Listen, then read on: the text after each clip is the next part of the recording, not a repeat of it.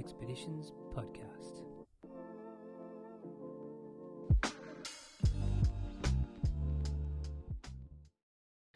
What is up, everyone out there? Welcome back. My name is Aaron Harvey, and of course, this is the Inner Expeditions podcast.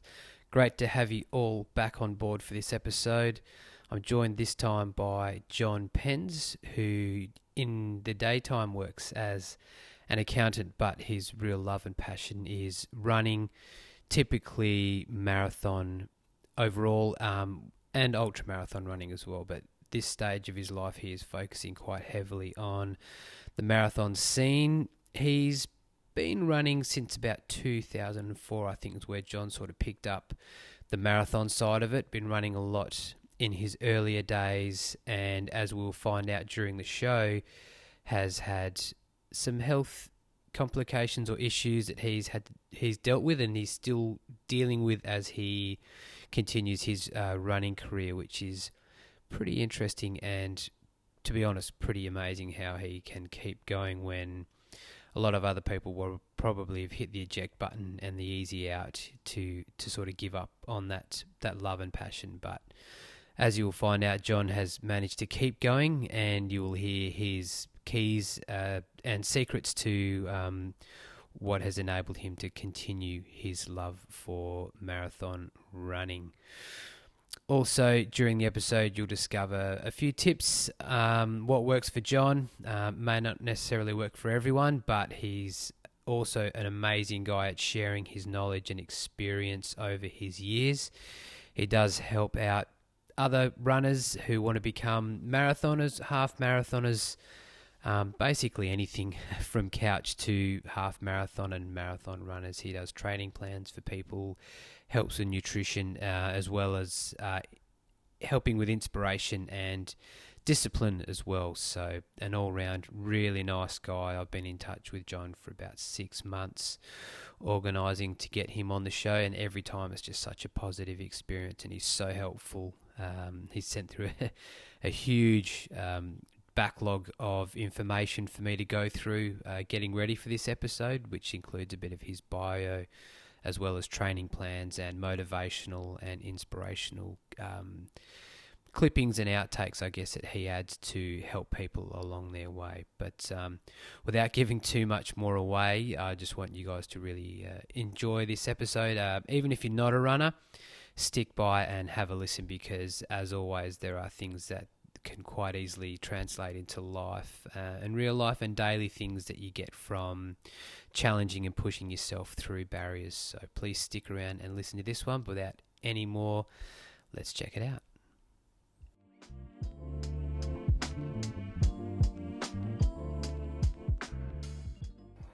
All right, well, here we are, Jon. Welcome to the show. It's great to finally get you on. We've been teeing this one up for a while, but I'm so glad we managed to get this one going eventually. Yeah, thanks, Aaron. Absolute pleasure. Yeah, delighted to be invited along and share some learnings and my experiences, I guess, over many years. Yeah, it's one I've been looking forwards to for a while. We got in touch probably, I don't know, about 6 months ago, trying to tee up the hows and whys and whens to get this going through a sort of mutual friend in Charles Bosveld. So super stoked that he put me on to, and vice versa. And even since we've been chatting a few times over the phone and over emails, it's been I've been getting really excited to get something down and to share your experiences with everyone, for sure. I think I've run 4 marathons in that time since we first started talking. Yeah, that's right. Because I mean, you've sent me this incredible email with a list of your accomplishments as a marathoner and an ultra marathoner, and information about yourself, training guides, and all of these sorts of things, which is just pretty epic. And I'm super grateful for that, because I know I'll definitely be using some of those. I've had a bit of a quiet month or two just with a bit of a foot injury, but I think I'm slowly coming out the other side of that now. So I'm going to hopefully start logging some more Ks and getting back into some training. Great to hear. No, man, it is so rad. So I think for this one, obviously, you're a marathoner. You've been marathoning or running marathons since about 2004. Is that Yeah, right? that's right. I think first one or 2005, but pretty consecutive years every year since. So Yep. 17th year now of marathon running. But probably my Yep. run journey probably started back in year 10, probably at age of 15, I guess, and I made the national school cross country for Northern Territory. I lived up in Darwin for about 3 years, so it was probably the one sport that I excelled in, having tried many different team sports. I was probably mediocre at best in cricket and basketball and tennis and different sports there. But long distance running, I hadn't really done any training, and I turned up for the school the inter school championships. I think I probably finished in the top 5 or top 10. Darwin was a fairly small number of people do long distance running anyway, just because of the humidity and the heat. So that was my turning point, I guess. That put me on that long distance running. I just enjoyed it from that early age. Yeah, and I guess coming in early to an event that you haven't trained a great deal for, and getting almost sort of early results, that'd be pretty encouraging for you to continue and to fall into something like that, Yeah, right? the enjoyment as well, I guess. I just enjoyed, I think it was probably half an hour run, which was previously before that was probably a 5 minute run in the 1500 meters. So I was Yeah. good at that shorter distance, but the 6 kilometre cross country, half an hour felt like a marathon distance. So for me to run that entire distance, yeah, it was when most of your friends and your schoolmates are all dropping off and walking.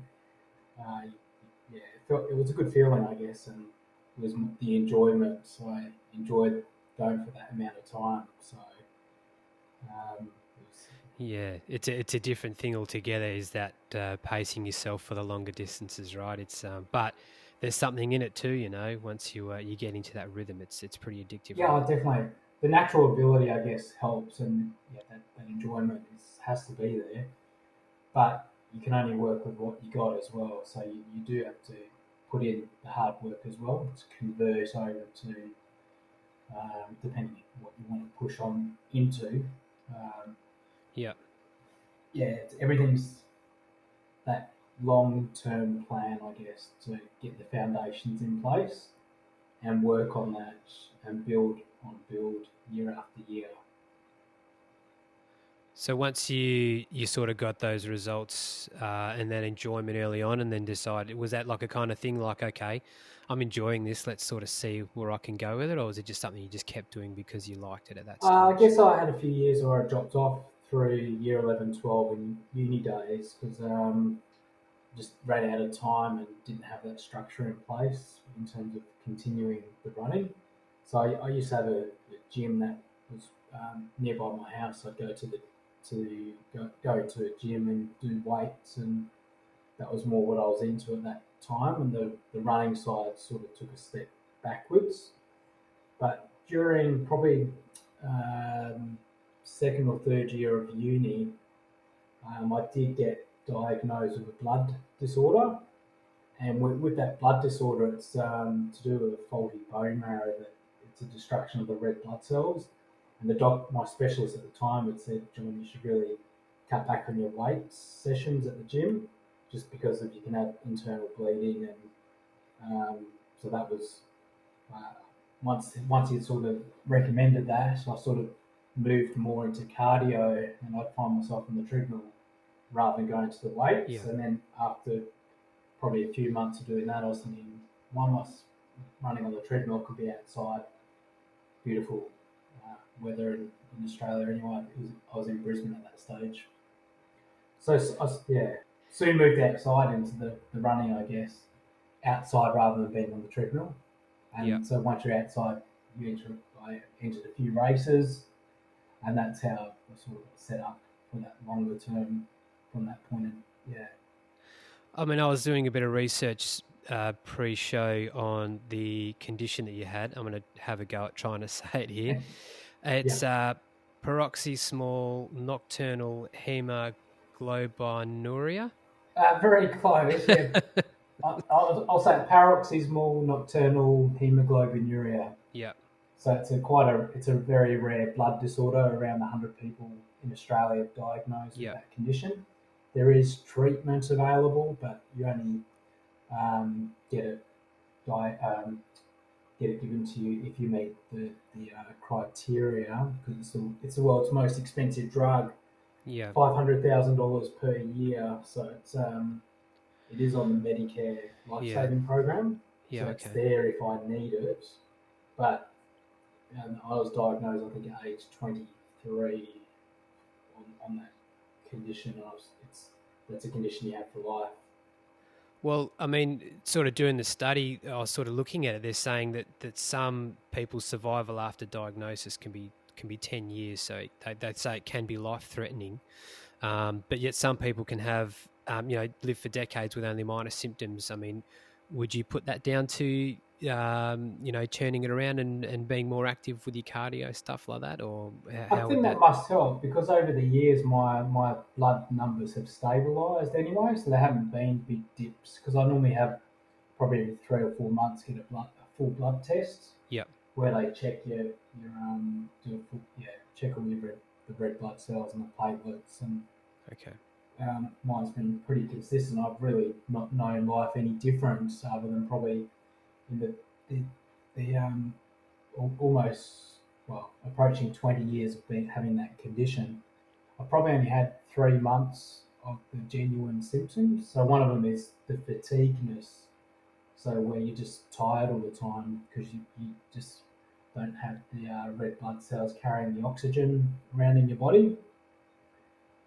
So for that 3 months, my running, I could barely run 5.5 or 6 minute kilometers, and that Yeah. was on easy days. So that was that 3 month, 3 to 6 months probably in total where I was just tired all the time. But otherwise, my day to day, I don't really know any other different. Just that's what I'm used to. Yeah. So you just kind of getting on with it. Yeah, definitely. But I mean, staying fit and healthy, I think it helps as well. Having because it is about your immune system Yeah. and help having the bone marrow function, trying to be on top of that, where it's producing as much as it's meant to, I guess, or within your own limits. So I try to stay healthy, I guess, is just an Yeah, overall. that's another good good incentive to keep doing what you're doing because I mean even what I'm seeing, like symptoms can be significant fatigue, shortness of breath. I mean these aren't really the kind of things you kind of want being a runner, right? I mean, No, that's right. I'm sort of an uh, exception in with this. I don't think there's many people with my condition that yeah, run marathons and ultra marathons, yeah, and a lot of them are older as well. So that's why they normally don't get diagnosed until later in life. okay, And then because by the time they're 50, or say 60, 70, then it's that 10-year life expectancy. But I yeah, was diagnosed quite early, and so maybe that's part of the equation as well. That if yeah, I didn't sure, know otherwise, life is pretty much normal anyway. yeah. There's no real reason for me to go and what that warrants seeking medical treatment. It seems to be working out with what you're doing, and I mean, diet wise, what do you do diet wise to try and help aid in that? I mean, you'd have a pretty good diet anyway, being fit and an athlete. I mean, how does that go as well with your diet? There's no real action I can do in terms of improving the condition, but for own like part of the running journey anyway, I do like to eat unprocessed foods, so just try and eat whole foods. Yeah, But there's no special, it's just trying to eat cleanly, I guess, and do that as much as possible. I guess over my marathon years, it used to have the carb load and the high and carb loading before a marathon, and you think you can eat what you like and as much as you like because you're running a lot of kilometres. yeah, Probably in the last 3 or 4 years, I've made a real change of focus onto that clean eating and try and reduce the amount of processed foods. and I think it's helping in terms of like overall fitness as well, plus translating into my blood disorder as well, where all my counts have improved and probably the best that they have been. So, I mean, if anything, there might be like say taking a zinc supplement as well, just like um, over the counter tablets. Zinc helps the immune system. I guess there's no harm. I could take those and say magnesium, just Yeah. but not over the top or anything, just the standard ones. That, whether it helps or not. But it's going all right, so just keep doing it Yeah, right. exactly. If it Yeah. works, why try and change it? I guess so.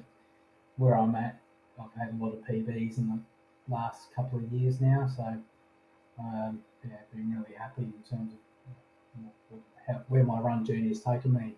Yeah, and I've noticed in some of your training notes that you've had and you've supplied, which is awesome, and I'm definitely going to be dipping into those for some advice for my own use as well.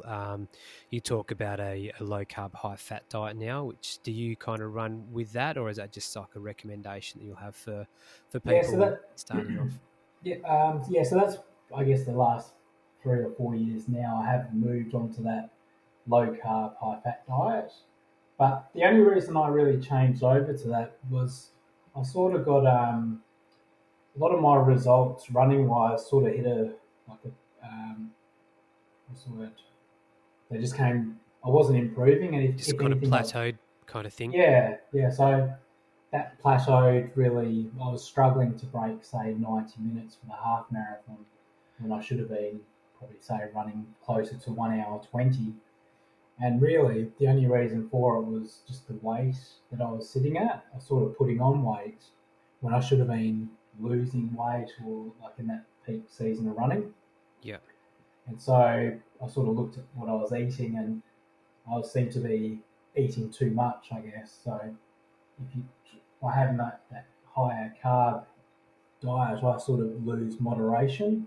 yeah, And so part of the having that higher carbs is if you can't maintain, control your portion size and the amount of snacking, and that I just felt like I was eating all the time, which isn't a good thing if you're trying to. yeah. Like, so yeah, for me personally, I decided to move on to that, try and cut out carbs because I mean there are carbs in say fruit and veggies anyway, That's right. and Yeah, in yeah, whole foods. It's just that I guess the society perceives carbs as the breads and the pastas and potatoes, and if you cut all that out, they think, oh, you're not really having any carbs at all. Where just normal foods that you eat every day, there's carbs in everything basically. yeah. And That's right. Yeah. So I just wanted to reduce the amount of sugar that I was having, so yeah, that was my basis behind it. So I did go on to that. I guess there's different names for it. I guess like the paleo and banting and low carb, high fat and yeah. clean eating. So I definitely uh, I, I push out to I try to do that as much as I can. So probably probably when I first started when I switched over, I was quite strict and trying to follow the guidelines so that I just didn't want to I guess going back onto that carbs plethora of food, I guess. So that was I need the rules in place to follow it to Yeah. set up myself. And now probably in the last year or so now, I sort of probably 85, 90% of the time follow the guidelines. Yeah. But I don't see it as a restriction of what you're eating. If it looks like food, you generally it's okay to eat. But when you start opening up packets and you know it's got sugar in it, then it's just that you know it's probably not good for you anyway. So and Yeah. it's okay. Everything's good in moderation, but for me personally, it was I lost moderation because once I started having small amounts of sugar, it just built and built, and before I know it, I was eating too much. And for me, the only way was cutting that sugar component out. Yeah, because you have, I think the other big diet that everyone talks about a lot nowadays is the keto, which Yep. is similar. And it just got to cut out all that stuff because I've heard of a few runners and especially ultra runners now where they're training their bodies to sort of train at that level where they call it, I think it's a optimized fat metabolism, or OFM, where they're sort of fueling their body and training their body to run where it's fueling itself on fat instead of carbs and sugars and stuff like that. And it sounds like it's going pretty well. I mean, yeah, that whole switching the body's fuel source from the carbs over to fat burning probably has helped me in my ultra running as well. Yeah, So it is interesting, I guess, in terms of I mean, some people thought I'd lose my speed, but if anything, I've got quicker. Even if I have moved more into that fat burning, yeah, where you can run for long amounts of time, I've still maintained my speed, if anything. So, and I've had some my marathon PB this year was 2:41. So I've still got that speed there. So I guess what you train your body to do, I guess there's no real yeah, answer. Everyone's unique, I guess, as to what works for them, and I guess that's one of my learnings over that 20-year journey I've had. It's sort of like a jigsaw puzzle, and I've had to learn myself to put those pieces together for what works for me. It may not work for someone else. And so yeah. I've had lots of different races unfold, and or say the taper and lead into a race. Some people, I used to say a traditional 3 week taper, but for me, I found that was too long, so I've cut that basically down to 10-day taper period before a key race. That just So involves tapering your pace and your distance off a little bit, just to allow your body to recover, sort of pre-race, yeah, right? I guess it's about freshening up for that race day, so Yeah, you can run your best race in the condition that you're in. yeah, But a lot of it as well is you have to know, you have to try different methods to see what's going to work for you, so that you can hit the start line fresh, able, like, ready to race it. But the other thing as well is I've found periodizing your training is almost essential, knowing when you want to peak. So for me, I'm not in peak shape 12 months of the year. I try to peak for say 3 or 4 months of the year, and so I'm not training at that high intensity all year round. I'm maintaining a base conditioning, but I try to sharpen up for 3 or 4 months of the year where I'm in peak race shape. And so that's what I really target for that 3 or 4 months there to run some good times.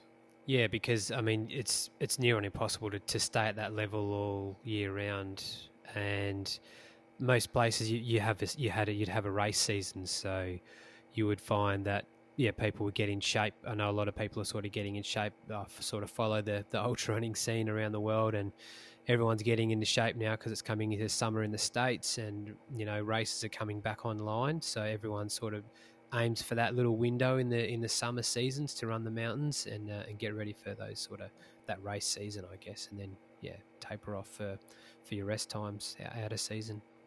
Yeah, 100%. I mean, a lot of the top level runners as well, that they only have a couple of key races per year, and I guess that's part Yeah, of the reason yeah, that the top elite runners probably they mainly race 2 marathons the whole year, but they peak for those 2 races, yeah. It's a and pretty that's where grueling routine to get into form for 100-mile race with a couple of I thousand feet yeah, mountains to run exactly. over and stuff like that. Yeah, I'm getting a bit excited because the Western States is back on this year, and I think that's on the weekend. So I'm going to maybe set up on Saturday night and watch a bit of that. There's some Okay. big guys back in there, so I'm pretty keen to check that one out. Yeah, no, I like the ultra runs, and I guess I'm a reluctant ultra runner where I sort of didn't want to go into ultra running, but I found myself like reasonably competitive at that distance as well. So, and I did enjoy it. I guess part of it's the toughness approach as well. Yeah, And so it's sort of I kept doing the ultras because I enjoyed it, but the time duration, I wouldn't say it's particularly fun, but if you train your mind for it, you really find that next level of mental toughness that you've had to train towards. So for some of those ultra runs, I basically run them off marathon training, yeah, but come that particular ultra event, you have to have done a few, I guess, say overnight runs just to prepare yourself for what's lying ahead. What's to come? Yeah. And I think even I know a few other friends that have done some big ultras, and they might run like a 90K training run one day and then back it up with a 40K the next day, just to get used to running on tired legs, and running with that sort of pain, because it definitely seems like it's another level up from the marathon running, but it's different in its own way to marathon running as well, right? Oh, definitely 100%. And I've tried those different runs as well, and what Yeah. works for me. And sometimes you use marathon as a training run, and then you might do another run the following day, or just trying to basically you're trying to run on tired legs all the time. So that's why in my ultra training I do 2 or 3 runs pretty much every day, just to because you're just trying to run on tired legs and replicate that feeling, and then being able to run through it. Well, it must be working for you, because I know you took out the 200-mile Delirious West. I think it wasn't last year, it was the year Uh, before? no, it was last year, 2020, just before Yeah. Oh, all just before COVID. COVID hit. It was That's right. Yeah. literally weeks, Yeah. literally a couple of weeks later, and then all the races got cancelled. So Yeah. yeah, we got one of the last races in before all the lockdowns occurred. But yeah, Yeah. no, that was probably I think I've had over 300 races in total across all like 5 kilometres up to marathon and ultra Yeah. marathons. But the Delirious West 200 mile is probably the top of my list in terms of the adventure that I went on. I guess a race that it took me 70 hours. It was 353 kilometres. So in terms of epic adventures, that's definitely at the top. I mean, that just sounds brutal. Talking to people that don't run, trying to explain that to someone that doesn't run, they would just think you're absolutely insane. Yeah. And then talking to people that do run, they would probably just appreciate how much even more insane you are than the average Uh, person. I mean, the way I mentally sort of got myself set up for it when I first started marathon running, not many people were doing marathons, and so if you were doing a marathon, everyone would be like, "Wow, that's impressive." This was back, I think, 2005 when I first started. Now, like today, everyone's running marathons, so yeah, it's not really that special. So for me to replicate like having that wow acknowledgement, I guess the 200-mile race, it ticked a lot of boxes for me, and yeah, one of them is definitely, is having that. Oh, I can't believe you did that. yeah, That was one of the reasons, I guess, that I wanted to push myself and have that feeling of knowing, well, set yourself up and see how you go in it. Because I knew I could finish the race. It was just in between in how hard it would be. I sort of underestimated it, I guess. yeah, Yeah, and where your mind goes, and the barriers, I guess, the mental blocks that you've got to push through as your body's sort of trying to tell you to stop, and you're understanding your body to push it through those barriers would be definitely a pretty incredible learning experience, I think, about yourself definitely. as well. Yeah, I guess the months and couple of probably the years leading into that race as well, I sort of had been unconsciously doing mindfulness techniques. I guess most of us do probably.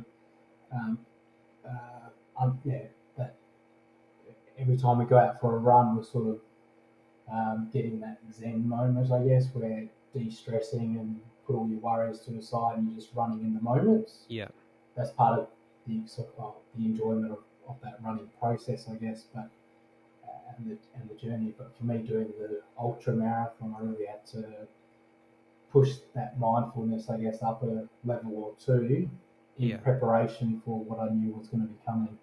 So part of it as well was I entered Delirious West the whole year before the race was on. So basically, as soon as entries opened up for that race, I had to enter it early on because I knew I'd need 12 months. And if you'd entered the race, there's no backing out. So I knew I didn't want to have cold feet. And if I yeah. was locked into the race, well, the race is going ahead. I'm in it. So And you're accountable then, right? exactly. Yeah, Yeah. definitely. 100%. How did how did you go once you'd signed up, done the race? How did it compare compared to what you thought it would be. So you've got mentally prepared.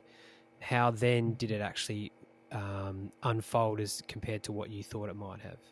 Yeah, well, in terms of how the race unfolded, I guess I didn't know how to pace myself. So basically, when the race started, I ran to complete exhaustion because I did think I could run the entire way.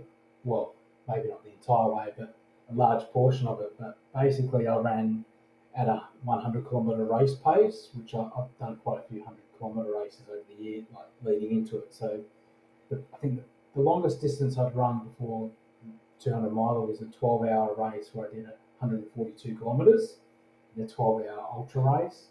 Yeah. But coming the delirious by I ran 15 hours and I sort of hit the wall. My body, I just kept running until the body could run no more. That exhaustion, and then 15 hours I could walk and I felt fine. I just couldn't run by that stage. So probably after that first 15 hours, the next 15 hours was basically I did a steady long walk on that second day. But after that, the second lot of 15 hours there, I probably had an hour and a half sleep on that second day. And the body just sort of, I had something to eat. I'd been eating anyway and drinking, so there's no issues there, but really gave the body a bit of a rest. And after that, the whole 15 hours of walking plus the sleep, my body was ready to get moving again and was able to start jogging and running. So the race ended up being basically split into thirds. First third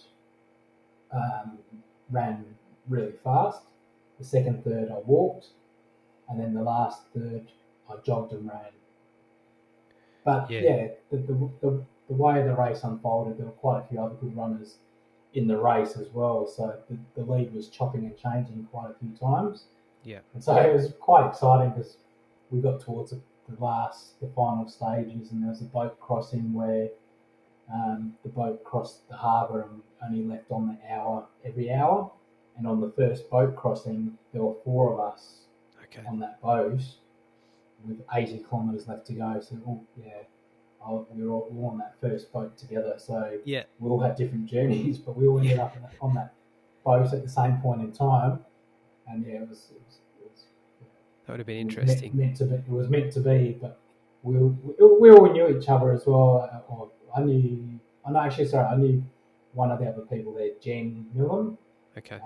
But there was also Sarah Foster from Queensland and the guy up in Port Hedland. Elliot. Yeah, Elliot. That's it. Elliot Douglas he was my friend in the race. I followed the race. Because I remember Elliot was running in. It was actually his first ultra ever. Because he did amazing. Oh, well, he couldn't qualify. They wouldn't let him qualify for 100K, I think, without previous experience, and yet they'd let him sign up for a 200-miler. Like, if you're crazy enough to run 200 miles without any experience, you don't need to qualify we'll for accept it, that. Yeah. So I remember watching the race, and you just took off at gunshot pace. And, Elliot kind of followed with a pretty solid pace as well. I was like, man, I don't know if this is an experience or like what's he doing, but he just kept that pace the whole time. I think he may not have even run a marathon before. That's right. He hadn't. Yep. That was he'd done some other endurance race. events, but not as a marathon standalone. And we sort of chatted about it afterwards, and he just, I remember he'd seen you just take off, and he was still at an amazing pace as well, and to finish second in his first ever race, let alone a 200-mile race, is just a credit to him. That was a great effort. Yeah. So, coming out of that, you've done a stack of race. I've got a list of even all the races that you've done. You've like 25 ultras. I don't think that's changed since we spoke, but I think I've got you up to 71 marathons. 72 now, I think, because I did one only a week and a half ago, the Rottnest Island. Oh, the Rottnest one, yep. I guess after that ultra it was last year, 2020, I wasn't due to run this year's instalment of the race, but we had lockdowns here basically 3 or 4 days, the weekend before the race was due to kick off. Yep. And so the race got postponed and pushed out to October. So when that postponement happened in February, I decided at that point that, well, I want to focus on marathon running this year. Yeah. And so that was my turnaround point for this year, that I didn't want to keep training for the ultra marathon for October, because I've been doing the ultra running last year, I guess, and knowing that after the lockdown and races returning, I was hoping that there'd be a few marathons on this year, and I really wanted to try and go for some PBs this year in the marathon. So the 240 marathon is that milestone is what I'm really aiming for, and I think I've probably got limited time left to do that. Yeah. So I've got probably this year, next year, and probably the next 2 or 3 years is my time to, I guess, to go for that, breaking that 240 mark. So Yeah. ultras are taking a back seat at the moment, but probably end of the year. So I'll do the Delirious 2000 or next year 22. Yeah. Because in that off season there, at the end of the marathon season, there are a few months just over summer period where you can do ultra running if you want, and then I don't think it harms your marathon for this time of the year now, because you get a few months to recover. Yeah, you get a good recovery in between. But that was the plan to come off the back of the ultra training. So I pretty much trained December, January, and February with like doing higher volume kilometres, but I wasn't worried about my speed work, because after the Delirious, the plan one this year, then I was going to come off my higher volume and start doing some speed work and concentrate on the shorter distances. But having that higher base behind me, I thought I'd be a lot stronger for it. So it'd be a good year to go for some marathon PBs. Yeah, and I mean, you're 39, turning 40. You're turning 40 this year. Yeah. Yep. Yeah. And that's sort of given you that motivation just to really have a crack at getting some PBs while you're in that that zone and that age to really hone in. And you're going well. I mean, you've beaten your PB this year for a marathon of 2 hours 41 already, right? So yeah, I took off probably a minute and 10 seconds, I think it was. My previous PB was just under 2:43. Yeah. So a minute and a bit taken off that, but I've already also run a 2:42 this year as well, and a 2:46 Canning River, and then the Rottnest Marathon was quite a tough course, but quite hilly, and sort of was humid as well in the last probably half an hour or so. But I ran a 2 hour 50 marathon there, but that was 3 weeks after the previous marathon, so it was more. It was just a solid hit out for me. I still raced it, but the legs were a little bit tired. So I guess my next key marathon this year is Bibra Lake at the end of August. Okay. So I've got probably a 10 or 11 week training block where I'll just focus on not doing any throwaway races in terms of marathons anyway, but do the 5s, the 10s, probably one half marathon, and then get a good training block in as well. How do you go? So doing your training blocks and that, like what weekly sort of Ks are you racking up to train for these sort of events? How many Ks? So probably the last 3 years, my training is now between 140 and 160k a week on average. But that's taken me quite a few years to get up to that level. Previously, I'd say my previous volume was probably 100 to 120 in terms of kilometres per week. So I've sort of been able to maintain a higher volume, and it has translated into some good times over the last couple of years now. So I normally structure my runs probably twice a day is my standard. Probably 5 or 6 days a week would be 2 runs a day, and then on that 7th day I'd probably just do a single run. But generally, that twice a day. But I normally try and structure it around having probably 3 key sessions, and then around that would be mostly recovery slow runs. So the 3 key sessions would be, at the moment, say Tuesday intervals, and that could range in what I'm doing, but generally it's marathon focused in terms of intervals, so it might be 400 meter reps, might be 800 meters, might be 1 kilometer reps, or might be like a hill session. So some sort of interval training anyway on the Tuesday. Wednesday would be a midweek long run, which could be 18 to 22 kilometres. Yeah. Thursday would be an easy progressive run, where probably it might be, say, a 12-kilometre run, with the last probably 6 kilometres increasing effort, where you probably get down to, say, 3-minute 45 kilometres, somewhere around there. It's probably only that 4 or 5 kilometres worth of higher increased, where you're just trying to progressively build your run. And then also I do try and do a weekly park run on the Saturday, so that's my threshold time trial, I guess, on that park run.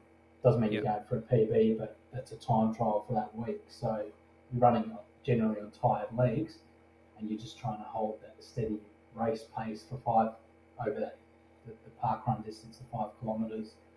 And for me, I like doing regular park runs and just being in control of that 5k effort, where each kilometre is probably within 2 or 3 seconds each kilometre, but it's a focused effort. If you're trying to break, say, 18 minutes, or for me anyway, so it's trying to know what form you're in, and then holding the pace for that.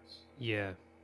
And then Sunday would be my long run generally, which would, for marathon runners and ultra runners, I still say 2-hour run is your minimum long run, and do it a minimum of 2 hours, but every week, without excuse.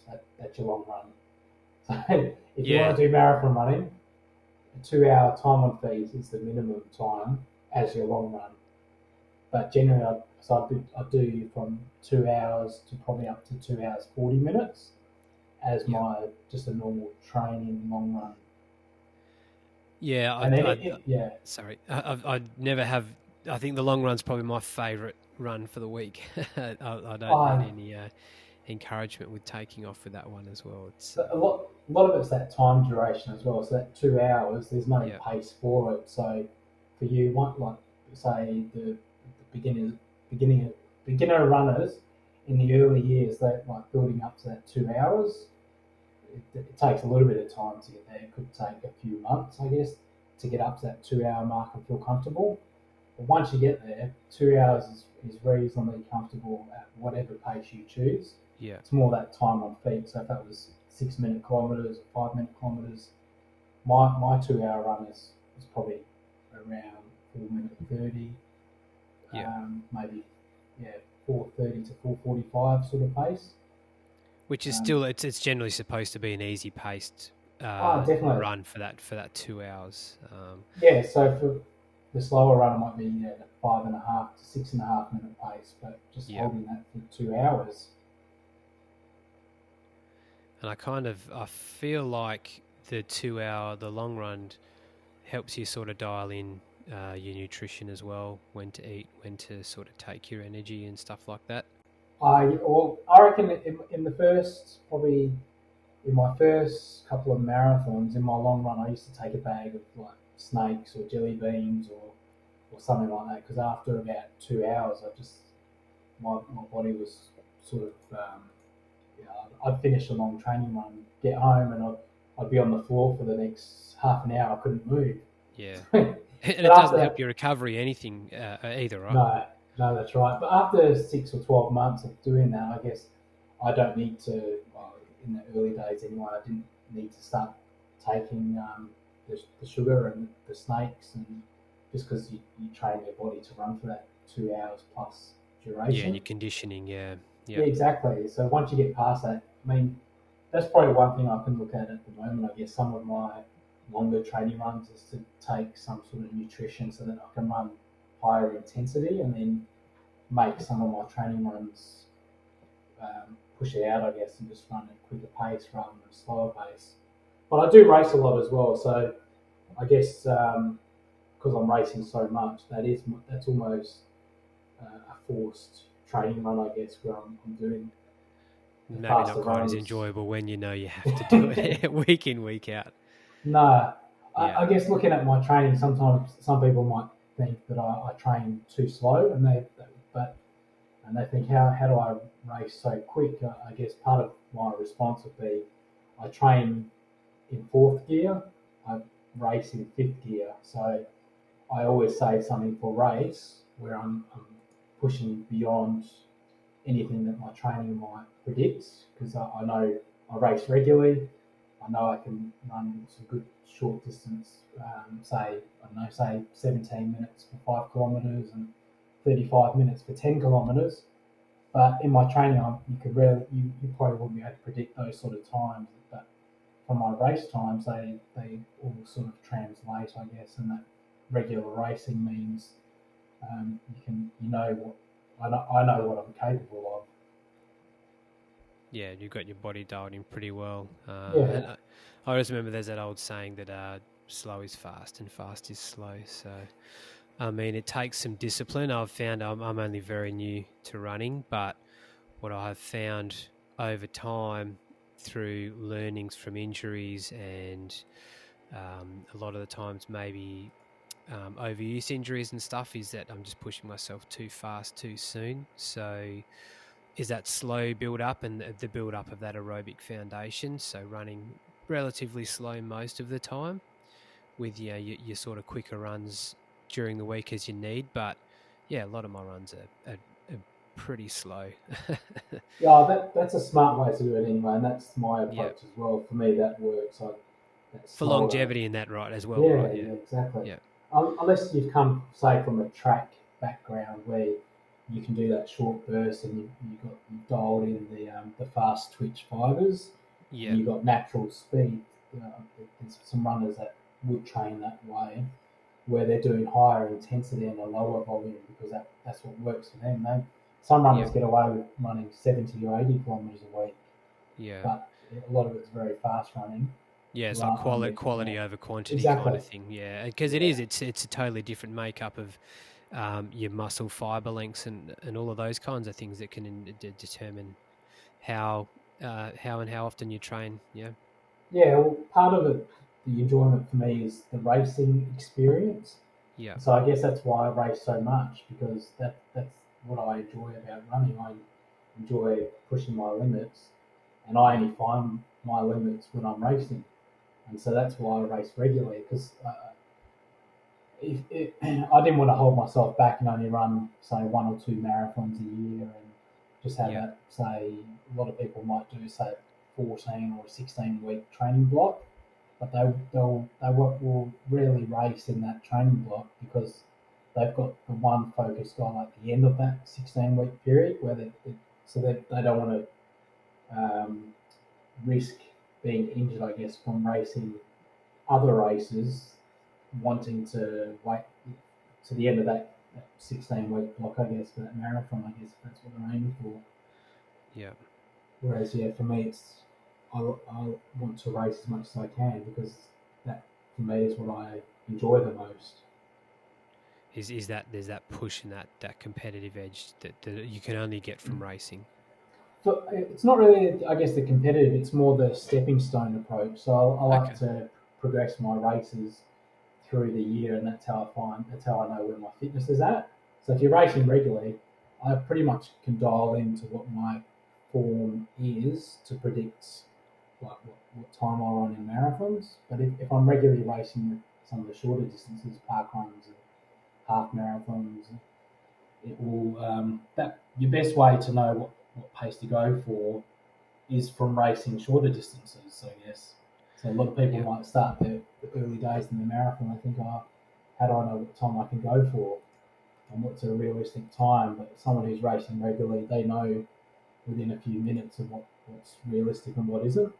Yeah, like you'll find like a comfortable speed and a rhythm that you can sit at, and I think I Yeah. even know like fitness trackers and watches now will give you like a race predictor, but depending on your 5 and your 10K times and stuff like that. Well, some do. They give those predictions, but some of them I found like to be way out. They might Yeah, predict something an hour quicker than you know is not even close. But yeah, there are those predictions as well. But some of them is the online prediction ones where you can plug in like what your personal race times are over a distance, and then those, say, the Macmillan formulas and the Daniels, and there's quite a few online, the running world ones, those sort of ones, they all Yeah. predict equivalent performances. So for me personally, I guess they're pretty spot on in terms of a predicted marathon time based off your 5 or your 10 kilometre time. So that's one way where you're converting your times over. So your 5k. So for me, I think my PB is 16:41 in the 5k, and that predicts it's pretty close to 2:41 marathon as well. So Okay. it's yeah. So I find those more useful than, say, the watch predictions. Yeah, because there'd be a lot more factors coming into play for that sort of stuff as well, right? Yeah. And accurate heart rate and heart rate variability and zones and all of those sorts of things. I'm sure would be more of a factor which you can't really get through just a wristwatch.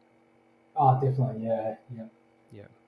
So if you had, I know like everyone is different for what works for them, but if you had like a broad, let's say, a few bits of advice for people that are running, what would be some of the key, I guess, top 5 sort of key things to keep in mind if you're looking at progressing? There's a lot of recreational runners out there, and a lot of people do want to progress their times and take their running to the next sort of level. What would be like a foundation of sort of 5 keystone bits Yeah. of Well, I guess advice? first one, would be find a reason why you're running. So you need to know your own personal reason. Why do you get out the door to go for a run?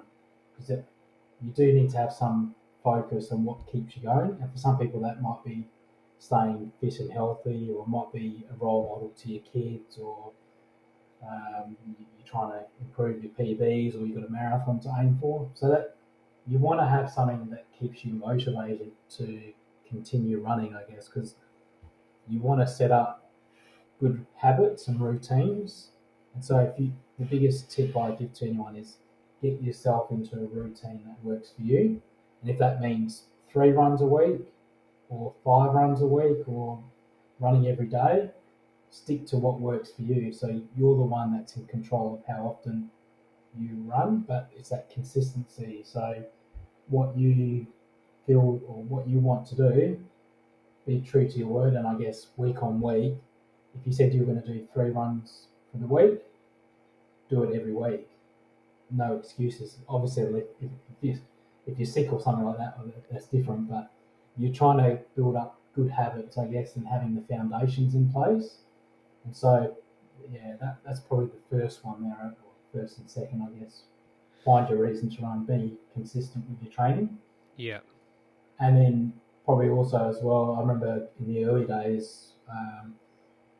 I used to read a lot of information where you could, I guess, in the early days of the internet, but you'd also, I chat to a lot of people at the running club at the time, and one guy said to me, plan your running for the next 20 years, he said, it's not about the next 2 or 3 years, it's about, think of it like a 20-year journey. So what you're, what you're committing to now, say, like when I said before, the 3 runs a week, that's not like a forever thing. That's just for now what works for you. And then if that, however long it might build up to 4 or 5 runs a week. But if you've got a 20-year plan, well, you don't have to plan it for 20 years, but you've got a long-term vision at the back of your mind. And so you don't want to set yourself up to fail now if you were trying to run 6 or 7 days a week and it's not sustainable. So you're trying to be smart about your training, be focused on what you want to be focused for, that what's going to keep you going, I guess. And there's so many races out there that keep us gives us that variety and new challenge. So I mean, parkrun's a good example. Where in the last probably 7 or 8 years, parkrun's really kicked off. And so it's probably that grassroots level where the couch. I think there's programs like the couch to 5 kilometre programs, I guess, where you're the beginner runners just trying to get off the couch and then get out running. So it's been a renewed focus, I guess, in the last few years there where people have come up from that almost nothing to entering half marathons and marathons. Even I think probably the half marathons probably the most popular distance at the moment. But the ultra marathons obviously have taken off as well. But everyone's sort of pushing themselves, and then once you get into the running, you're limitless, I guess. So I always see it as a race against yourself. So there's always going to be someone who's quicker than you. So it's not really about being competitive because you should be a race against yourself first and foremost, I guess.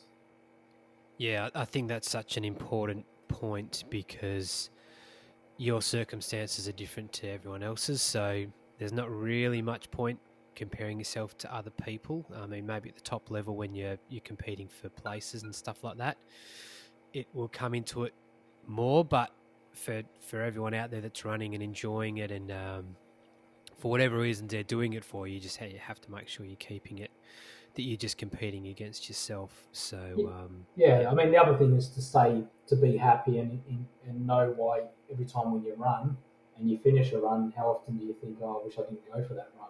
yeah, For me, pretty much 99% of the time, I'm happy when I finish a run and I've enjoyed it, and we all have that natural endorphin rush, and it's our drug of choice, I guess is the words. It's a good way to describe it. That this is our addiction, and yep. it's our addiction for a reason. We're runners for a reason. Pace is irrelevant whether you're front of the pack, middle of the pack, or back of the pack. We all get the same enjoyment out of what we're doing. Yeah, and some people, especially people starting off, just think, oh, I'm not a runner. You've got to be this certain kind of person or have a physique or hit these certain times to be considered a runner. But I mean, if you're out there running and you are, sometimes you don't feel like going at the start, but you go, and like you say, you always feel better afterwards. I mean, if you're out there doing it and you're getting amongst, then you're a runner. I don't care what anyone says. Oh, I'm 100% behind that. And you train your body and you condition it. I think we can all be runners if we have enough time to invest over the years, and our bodies naturally turn more into running bodies. So Yeah. that comes with time, the leanness and the light on your feet, and yeah, having that running gait, and that does come with time, I think. So yeah, I think Yeah. we could all be runners or a better version of ourselves, especially if we're enjoying it. It doesn't really matter what the time is or what we look like.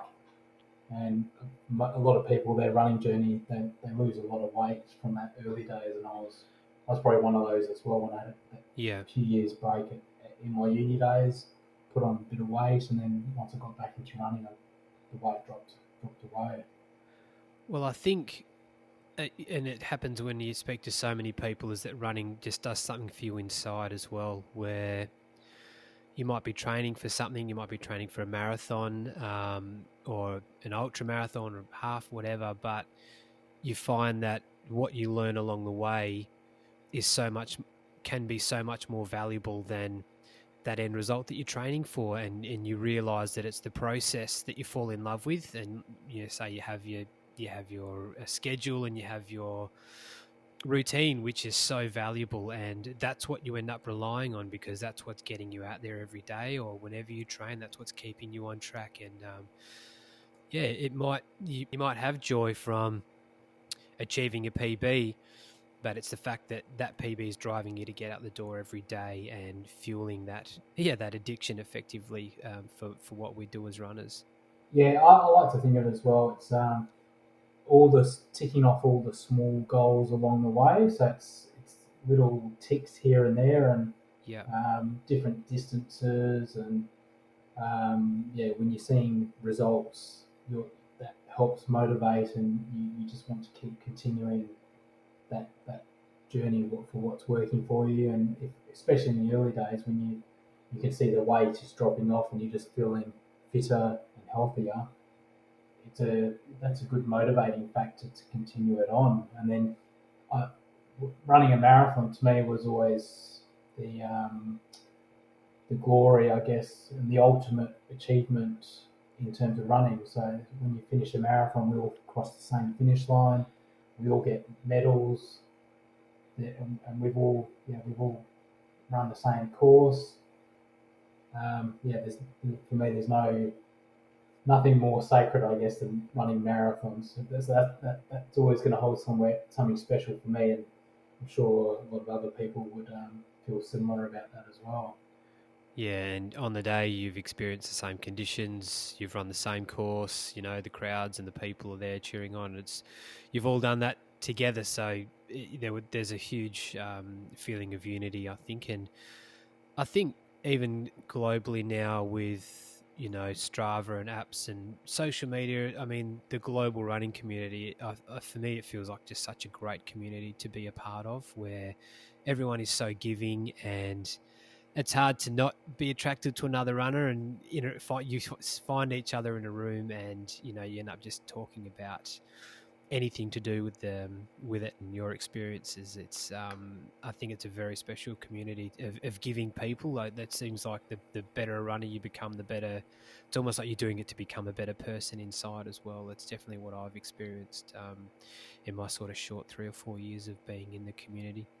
Yeah, no, definitely it rubs off on other people as well. So even just other runners, they try and having that social media presence, I guess, that you rub off on other people, and they try to increase their training, and everyone talks about what works for them and their training processes, and you catch up at races, and you always ask them how they got their PB and how their training's going, and what races they've got upcoming, and goals and ultra marathons. Everyone's trying to help each other, I guess, and Talking about nutrition and all yeah, sorts of things. It's it's that shared passion, I guess. yeah, It's yeah. It's like an individual thing. It's an individual thing, but it's a communal thing at the same time. It's very special. So yeah, and even with just in this, we've been talking, and even the information that you've been sharing with me, and I know you sort of help people and new runners out with training advice and plans and schedules and stuff like that. I mean, that's just another great example of runners helping each other out, and it's really great to see making time for each other. And I'm sure you've got a busy running and race schedule, and yet you're out there sort of doing things for runners of all levels as well. definitely, I want to get back to the run community. I guess I'm at that point in life where I want to give back to up and coming the next generation. Well, not just the next generation, but also other runners as well, and the people who are just starting out. So I guess it was probably 18 months ago. I put a brief, like a running guide together, which you've had a read over, and I Yeah. sort of wanted just to give some foundations and just the basic tips. And even if someone who's been running for a while, there's probably can gain something from my notes. And if they learn anything, it's positive for them as well. So they're trying to improve their what they can take from running, and any tips they can gain. I think it's so valuable. So why take 5 or 10 years to learn something that someone's told you about? I guess, Yeah, and or they might help you avoid an injury or something like that. As good a learners and lessons you can get from injuries. Obviously, you don't want to be suffering from them all the time. And one little piece of advice on gait analysis, or running strides or anything like that can help in a multitude of ways as well. So yeah, there's lots of information out there. I guess so it's not you listen to everyone and take what works for you, bits and pieces, and just always reading and learning. And I'm always listening to different podcasts and reading books, and yeah. just trying to get different ideas, and continuing, like say, the nutrition aspect and different training methods, and what works for someone else. Is lots to try out, I guess. And I find also that you're enjoying it. You're enjoying talking to people. You always seem to have a good laugh, and it's a positive experience as engaging with other people, talking about your stories. And the fun you have running and being around people like that. I mean, the whole experience, and you even sort of mention it in your notes. It's just a whole approach, and that enjoyment and the fun. I mean, that's probably one of the main reasons why you're doing it, right? I mean, everyone seems to love it on all of their levels, from a 5K weekend warrior to professional runners. They're still getting it. Still gives them something inside, and they love it. Definitely. I think, yeah, I mean, that's all part, that's one part of it, I guess, but it's for me as well, it's that the mindfulness and the de-stressing from life in general, I guess. I'm Yeah, not one that I don't really get highly stressed or anything, but the whole being able to zone out and just turn off and live in the moment. I guess that's one aspect that I really like, that running tunes into that so easily as well. yeah. And you It's just, almost like meditation. yeah, exactly. And I guess that journey in itself, that's a whole, that can be years and years just in itself there, just trying to refine that meditation aspect of it.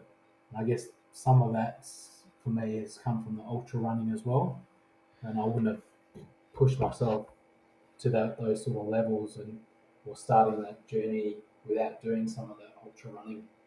The overnight run for me was really quite difficult, I guess. Where if you're starting a run at midnight, it's never been on my to-do list previously, but Yeah, it's only in the last recent couple of years where I've turned it around. And if you said to me, "Let's go for a run at midnight tonight," I'd be like, "All right, how far should we go?" yeah, And before I would have had a few swear words previously. It's yeah. like my sleep, but yeah, time and place for everything. I find it's one of the reasons why I love running, and it's that mindfulness and being in the moment. It's a great de-stressing tool, and I think that's probably why I enjoy the longer runs more. And almost exclusively for me now is trail running and having your feet on the earth, being connected with the outdoors. It's just such a great way of being in the now. Yeah, you're running a bit slower, so you're much more controlled breath. So you've also got that going as well, and it's addictive. And sometimes it can take a while before you find that way of doing things. Once I learned to slow down that little bit and to train myself in a slower zone, it's when I really sort of started enjoying being out there for longer. And you want to stay out there for longer and give yourself every chance to do that as well. Yeah, so that's your reason for running. That's your motivation, Sure. and that feeling there, that's what you hold on to, and just keep reminding yourself that which you're doing, and it's credit to yourself. And yeah, it's that you're the sort of people that inspire some of the longer term runners as well. That we see ourselves from many years ago when we first started off. But yeah, it's that community approach as well, and Yeah. yeah, I it mean, does. that's not even why I started. For me, the running was to lose Okay, weight. yeah, So I started running to lose weight and had no idea at the time I was going to end up going down the path that I'm on now, and that all came from just taking yeah, from yeah. just starting from taking that first step, not Oh, overthinking it. the reason changes, I guess, as well. So that's yeah, Yeah, that's good to hear. That's yeah, definitely given you've had positive experience and moving yeah. forwards. So we're probably getting pretty close to wrapping this up. I'm just going to try and end and see what, obviously, short term for you is going to be your marathon running, going for to improving your PBs as you sort of go through into your early 40s. Yeah, Um, yeah. This is the year I turned 40, so this was I was probably in the last. I did my previous marathon PB was 2019, but it was at the back end of the year in October that year, the Perth Marathon. So last year with all the cancellations, I sort of wanted to go back to the fitness I had in 2019, and because I knew I could run quicker, just that the year had run out in 2019 there when that was the last marathon that year in October. So I knew the fitness was there, that was untapped in terms of what I could go, and if I could get back to the form I was in, then I knew I got a couple of minutes, if not in the I still think I could probably run in mid to high 2:30s for a marathon time. So that, I mean, because I'm up to 72 marathons now, to break 2 hours 40 is a real focus for me to do that. So I have got that limited time. So in the short term, everything's going on the line, I guess, to try and do everything I can to be in my best position to target a race and go for that time. And I Yeah, guess I know what I need to do to get there. yeah, Now it's a matter of doing it. just So putting it this is in my year. place. Yeah, exactly. Well, I mean, I hope you get there, and I just wish you all the best of luck with everything you've got planned for the short term. It's been really great being in touch and chatting a few times and bouncing emails off each other. It's been a great chance to meet you and to get to know you a bit. And I wish you all the best with everything coming up for chasing your PBs. I'm really looking forward to seeing your progress. You've got you do a little bit on Instagram where I've got you on there. Do you plan much else on the socials where people can sort of check how you're Uh, going? And Strava's probably the main one, I guess, in terms of okay, like my daily training and my races. yeah, The other probably don't really do much on yeah, Instagram, but yeah, I occasionally do that. But yeah, yeah, Strava would be the go-to one there. yeah, No, I appreciate message, Aaron, and yeah. It's yeah, been great. no, looking forward to your journey as well and continuing your podcast series. I really enjoyed listening to a few episodes. Now I'll Yeah, continue thanks, on man. there, and some of your guests, really add value in their experiences, which I've appreciated as well. Yeah, it's part of that journey that started with me from running and transforming how I lived and how I looked at things. And this is just, I guess, you get a certain confidence from achieving things that you goals you probably never thought you'd ever achieve. And like yourself with goals and life goals, you want to see yourself improving. I don't want to see my life tapering off as I age and get older. I just want to think that my life quality and what I can achieve is there's certain things still out there that I want to be able to do and to get better as well. I haven't written anything off yet, so Yeah, no, it's a great attitude and it's been incredible. a And real role model to many listeners, I'm sure. And yeah, definitely want to pass on that feedback. Yeah, we will appreciate what you're doing, and yeah, it's yeah, thanks, man. It's great, and it's it's just getting involved, getting to know some people in the WA running and ultra running community. It's really nice to get to know some faces, and I definitely want to get more people on. I know there's some really great characters on the scene, and although I don't live in Perth, I definitely want to endeavour to sort of get down there and get involved, and maybe do a few live podcasts for some big races. So really excited for what's to come. Yeah, and to meet some people in the flesh as well, and maybe go for a few training runs. It's pretty definitely epic, man. come. I do lots of training, so you can we'll go out for a run if you get time when you're down here. So Yeah, for definitely sure. put I that on think the list. we'll be So yeah, down. We'll be down yeah, in November, I think. So I might pass through Perth. I have to get my yeah. pace up a little bit there to keep up with you guys. But yeah, Big look, easy recovery seriously. run. Yeah, yeah, Yeah, that's right. Yeah, I'll just pick it a day. You've got a nice, easy recovery run. So, but look, yeah, seriously, thanks again, John, for coming on. All the information. I mean, you've just been so free flowing with information and your generosity of knowledge, and just even helping out. We've had to reschedule a few times, so you've been, so yeah. patient No, and no dramas at all. Yeah, really appreciate it. Yeah, it's thanks, been Aaron. great. Yeah, And yeah, once again, I just want to wish you the best of luck with what's coming up. I really hope you achieve those PBs and goals and keep smashing them while you're in that zone. And then, yeah, looking forwards to what you've got planned after all of that as well. It's super exciting, and I'm really stoked for you. yeah. Watch this space, I guess. So it'll That's be it. interesting. I'm looking forward to new challenges.